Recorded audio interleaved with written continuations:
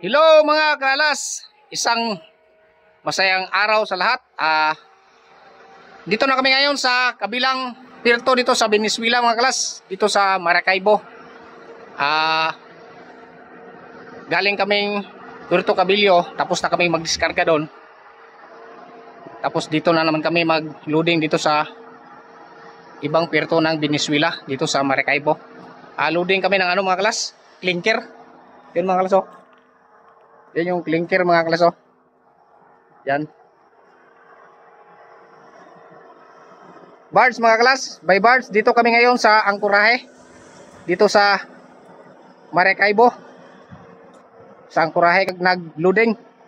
Yan, oh, by barge mga kalas. Dinadala dito sa amin. Alongside sila. Yan, oh. Tapos ang gamit, ship screen at saka sa amin din, ship grab. Yan, o, by barge dinadala sa amin, kaya medyo matagal-tagal to yung loading namin. Ang estimate nila 5 araw mahigit, pero depende kung uulan, medyo susubra pa, kaya mahirap to kasi ano clinker, di pwedeng mabasa kasi pag mabasa titigas, maging bato, kawawa kami sa linisan. Kaya binibantayan namin yung operasyon kasi pag umulan, automatic sara kagad ng budiga. Medyo mahirap mga kalas, kaya pangalawang ano ko ngayon dito sa barko. So sige mga kalas, ikot-ikot muna ako kasi duty ko ngayon.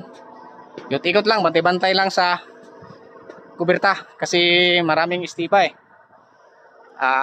binabantayan din namin, minumonitor namin yung operasyon dito, kaya ikot-ikot kami. Ito yung pruwa namin mga kalas, wala kaming binamatayang lubid, ano lang, barge lang. Pag may dumikit na barge, anuhin namin, i-monitor.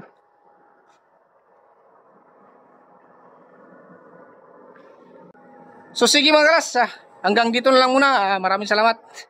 God bless.